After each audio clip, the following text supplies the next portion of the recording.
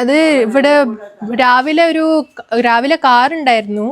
അപ്പോൾ ജസ്റ്റ് ഒന്ന് അടിച്ചു വാരാൻ നോക്കിയപ്പോഴാണ് കാറിന്റെ അടിയിൽ ഈ ഒരു ചെറിയൊന്ന് എന്തോ ഒരു സാധനം എഴയുന്നു നോക്കിയത്. അപ്പോൾ കാറ് മാറ്റിയപ്പോഴാണ് കണ്ടൊരു ചെറിയൊരു പാമ്പിന്റെ കുട്ടിയായിരുന്നു.